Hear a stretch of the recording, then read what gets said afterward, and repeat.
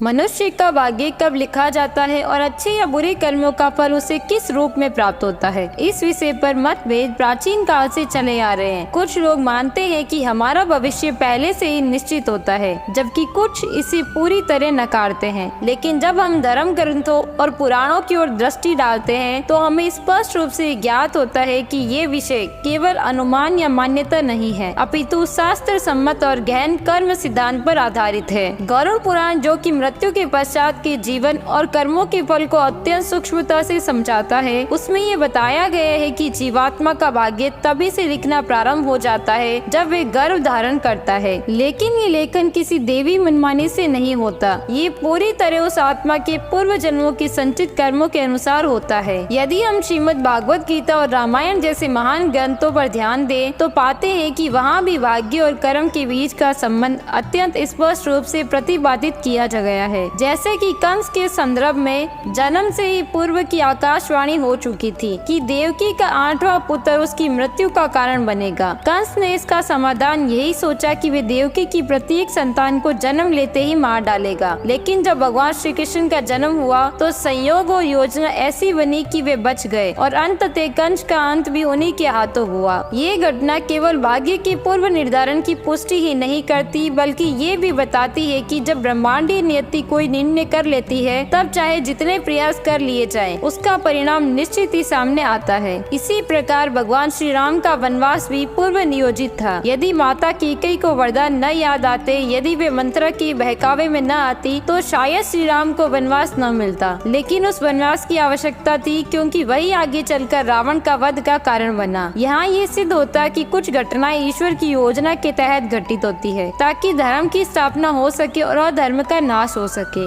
लेकिन इसका ये अर्थ नहीं कि हम अपने कर्मों से मुक्त हो जाते हैं। हमारे कर्म ही हमारे जीवन की दशा और दिशा तय करते हैं। गरुड़ पुराण में स्पष्ट रूप से कहा गया है कि प्रत्येक जीवात्मा को मृत्यु के पश्चात यमलोक में अपने कर्मों के अनुसार निर्णय सुनाया गया है। जो पुण्य करता है उसे उच्च गति प्राप्त होती है, उसे स्वर्ग मिलता है और जन्म अगले जीवन में भी श्रेष्ठ कुल में होता है। वहीं जो पाप करता है उसे नरक, पीड़ा और नीच योनियों में जन्म प्राप्त होता है। इस सिद्धांत के आधार पर ही तुलसीदास जी कहते हैं, कर्म प्रधान विश्व रुचि रखा, जो जस करही सो तस फल चाखा। अर्थात ये संपूर्ण जगत कर्म प्रधान है, जैसा हम करेंगे वैसा ही फल हमें मिलेगा। कर्ण की मृत्यु का प्रसंग भी इसी कर्म सिद्धांत की पुष्टि करता है। अर्जुन ने जब श्री कृष्ण से पूछा कि मैंने अपने से श्रेष्ठ योद्धा को क्यों मारा, क्या ये उचित था, तब श्री कृष्ण ने कहा कि ये कर्ण के कर्मों का ही फल है। उसने धर्म के विरुद्ध जाकर अधर्म का साथ दिया, द्रौपदी के अपमान में मौन रहा और युद्ध में छल का समर्थन किया। उसे कई अवसर मिले, लेकिन उसने बार बार धर्म की अवहेलना की। भगवान स्वयं भी न्याय के विरुद्ध नहीं जाते, वे केवल मार्गदर्शन कर सकते हैं, परंतु मार्ग चुनना मनुष्य का कार्य है। यही बात हमारे जीवन पर भी लागू होती है। हमारे भाग्य का लेखा जोखा हमारे ही कर्मों से बनता है। ये सच है कि कुछ घटनाएं पूर्व निर्धारित होती है, परंतु वे घटनाएं भी पूर्व जन्मों के संचित कर्मों से जुड़ी होती है। जब तक जीव को कर्मों का पूरा फल नहीं मिल पाता, तब तक उसे मोक्ष नहीं मिलता। इसीलिए शास्त्रों में यही उपदेश दिया गया है कि मनुष्य को सदा धर्म और पुण्य के मार्ग पर चलना चाहिए। जितना हो सके दूसरों की सेवा करे, मन, वाणी और कर्म से किसी का अपकार न करे, तभी ये जीवन सफल होता है। इस प्रकार ये स्पष्ट होता है कि भाग्य पहले से लिखा तो होता है, लेकिन वे हमारे ही किए हुए कर्मों पर आधारित होता है। उसे केवल शुभ कर्मों द्वारा ही बदला जा सकता है।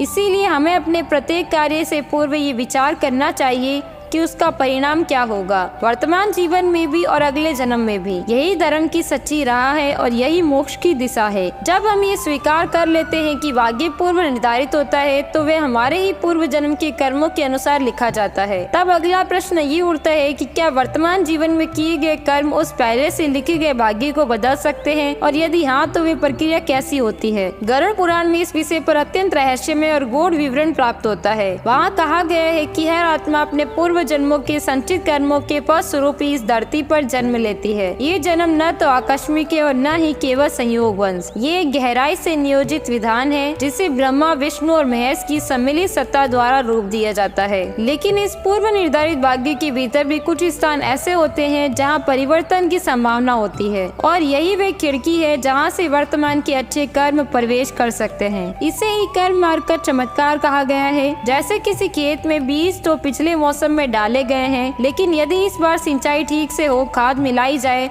और सूर्य की रोशनी पर्याप्त मिले तो फसल पहले से भी अधिक उत्तम हो सकती है। इसी प्रकार हमारे पूर्व जन्म के कर्मों से भी प्रारब्ध बना है, वह तो मिलेगा ही, परंतु इस जन्म में किए गए शुभ कर्म उस प्रारब्ध को कम कर सकते हैं, उसका प्रभाव नरम कर सकते हैं और नए कर्मों द्वारा अगला भविष्य और भी उज्जवल किया जा सकता है। कई बार ये भी प्रश्न आता है कि यदि सब कुछ पूर्व निर्धारित है तो मनुष्य को प्रयास करने की क्या आवश्यकता है। उत्तर बहुत स्पष्ट है, भाग्य केवल परिणाम है, प्रयास वे वाहन है जो हमें उस तक ले जाता है। श्रीमद् भागवत गीता में भगवान श्री कृष्ण ने यही उपदेश दिया है कि कर्म करो, फल की चिंता मत करो, क्योंकि केवल कर्म ही वे शक्ति है जो प्रारब्ध और संचित को मोड़ सकती है। हमारे जीवन में कई बार ऐसे मोड़ आते हैं जब हम अपने विचार, अपने निर्णय और अपने कार्यों से अपने भविष्य की दिशा को पलट सकते हैं। उदाहरण के रूप में वाल्मीकि ऋषि को भी देख लीजिए, जो पहले डाकू थे, लेकिन सत्संग और आत्मचिंतन के माध्यम से उन्होंने अपना जीवन ही नहीं अपितु अनेक आत्माओं का मार्ग भी प्रशस्त किया था। गरुड़ पुराण में ये भी उल्लेख मिलता है कि मृत्यु के पश्चात जब आत्मा यमलोक जाती है तब चित्रगुप्त जी उसके संपूर्ण जीवन के कर्मों का लेखा जोखा प्रस्तुत करते हैं। वहाँ केवल बड़े कर्म ही नहीं बल्कि छोटे से छोटा भाव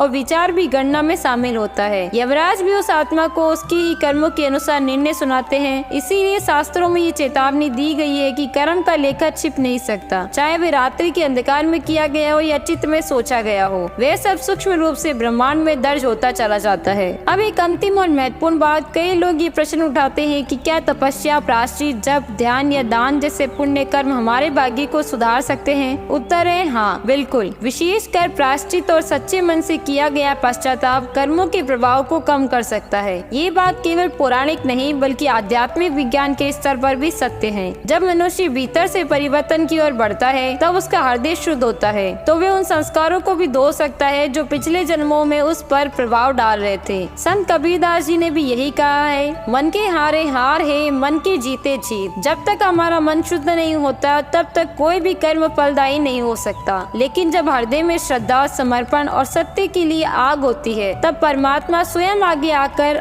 मार्ग प्रशस्त करते हैं। इस प्रकार हम ये निष्कर्ष निकाल सकते हैं कि मनुष्य का भाग्य निश्चित रूप से उसके कर्मों के आधार पर ही लिखा जाता है और वे लेखन गर्भ धारण के समय प्रारंभ हो जाता है। लेकिन उस भाग्य को केवल ईश्वर के नाम का स्मरण, धर्म के मार्ग पर चलना, पुण्य कर्म करना और आत्म सुधार के प्रयास द्वारा बदला जा सकता है। जीवन में चाहे कितनी भी कठिनाइयां आए, यदि मनुष्य का हृदय धर्म से जुड़ा हो और वह अपने हर कार्य में परमेश्वर की उपस्थिति को अनुभव करता हो, तो वह न केवल अपने भाग्य को बल्कि अपने अगली अनेक जन्मों की गति को भी सुधार सकता है।